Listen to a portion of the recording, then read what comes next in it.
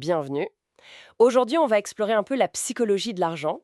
On s'appuie pour ça sur les grandes idées d'un résumé du livre The Psychology of Money de Morgan Housel. Alors attention, oubliez les conseils boursiers classiques. Notre but, c'est plutôt de décortiquer nos propres réactions face à l'argent. Pourquoi est-ce qu'on prend des décisions qui, parfois, semblent défier toute logique? Comment nos émotions, notre passé, nos biais, ces fameuses petites manies de notre cerveau, souvent inconscientes, comment tout ça influence notre portefeuille? Bah, on va voir ça de plus près. Alors, premier truc, et ça peut surprendre, avec l'argent, l'irrationnel, c'est pas l'exception. C'est plutôt la norme en fait.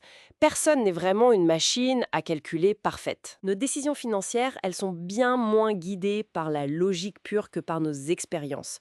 L'aisance ou les galères de notre enfance, les crises qu'on a vécues, nos peurs, nos désirs, tout ça joue. Juste à cause de son vécu différent.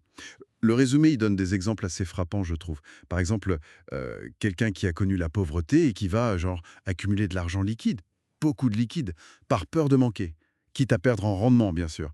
Ou à l'inverse, celui qui voit un ami s'enrichir très vite et qui, du coup, se met à prendre des risques complètement démesurés par peur de rater le train, quoi. Clairement, nos cicatrices, nos rêves, ça façonne notre rapport à l'argent bien plus que n'importe quelle belle théorie économique. C'est fou de voir à quel point notre histoire personnelle nous conditionne comme ça. Mais il y a un autre facteur là qu'on oublie souvent ou qu'on préfère peut-être ignorer, non? Ah oui, absolument. C'est le rôle immense et en même temps très discret de la chance et du risque. C'est vraiment un point central du livre. Le succès financier, c'est jamais juste une question de mérite ou d'intelligence, même si, bon, c'est plus agréable à croire. Le hasard est là au bon moment, le bon contexte, ça joue un rôle crucial. Et puis il y a le risque aussi. Ces événements imprévus qui peuvent tout changer. L'exemple qu'on cite souvent, c'est Bill Gates. Bon, son génie, son travail, c'est indiscutable. Mais il a aussi eu cette chance incroyable d'avoir accès très jeune à un ordinateur scolaire. C'était rarissime à l'époque. Admettre cette part de hasard, ça invite à plus d'humilité, je pense. Que ce soit face à nos propres succès ou nos échecs d'ailleurs. Et aussi face à ceux des autres. Ça ne veut pas dire nier l'effort, mais juste replacer les choses dans un contexte un peu plus large. Oui, cette humilité, elle est importante. Mais bon, si la chance, on ne peut pas la contrôler, est-ce qu'il y a quand même quelque chose sur quoi on peut s'appuyer pour construire sa richesse sur le long terme? Oui, oui, et c'est peut-être l'outil le plus puissant au final, même s'il n'est pas très spectaculaire. C'est la magie des intérêts composés. Et le temps qui va avec. C'est là que la patience, ça devient une vraie vertu financière. Des rendements juste corrects, rien d'exceptionnel. Mais si on les maintient sur des décennies, ça crée une croissance exponentielle. C'est le temps qui fait le gros du boulot, en fait. C'est la fameuse image là de la boule de neige qui dévale la pente, petite au début, puis elle grossit de plus en plus et de plus en plus vite. Commencer tôt, même avec peu, et surtout rester investi, même quand ça secoue sur les marchés. C'est bien plus puissant que de chercher le coup de génie, le gain rapide. La patience, c'est le vrai levier. Tout à fait. Et cette idée de patience de long terme, ça nous amène à une autre distinction super importante que le livre souligne bien.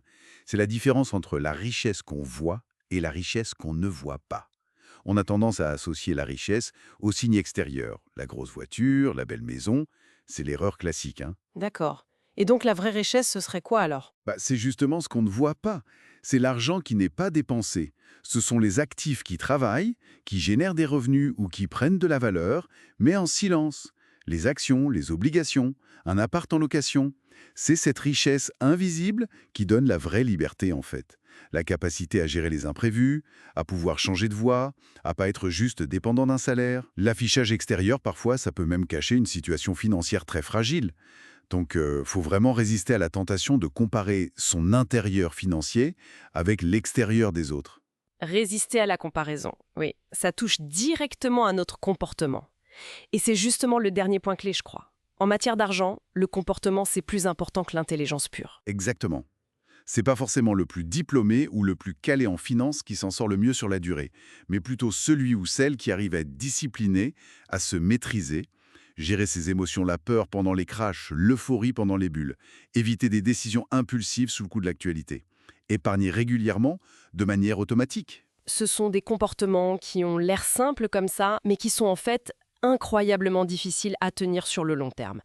Mais c'est cette constance, ce comportement qui fait la différence, bien plus que de connaître des indicateurs techniques hyper complexes. Il faut d'abord apprendre à se gérer soi-même avant de vouloir gérer le marché, quoi. Au fond, si on devait résumer un peu l'idée principale de cette approche, c'est que bien gérer son argent, ça commence par bien se connaître soi-même. Comprendre ses propres biais, l'influence de son histoire, le poids de ses émotions. La psychosocio, c'est peut-être plus fondamental que l'économie pure, finalement. Hmm. Et pour finir, peut-être une question qui reste un peu en suspens après tout ça. On voit souvent l'argent comme un but en soi, l'objectif ultime. Mais Husserl, il suggère que c'est juste un outil. Alors, si c'est un outil, à quoi il doit vraiment servir pour chacun d'entre nous? Quelle liberté, quelle sécurité, quelle forme de vie on cherche vraiment à construire avec cet outil? Bon, ça, c'est une réflexion qui va bien au-delà des simples chiffres sur un compte.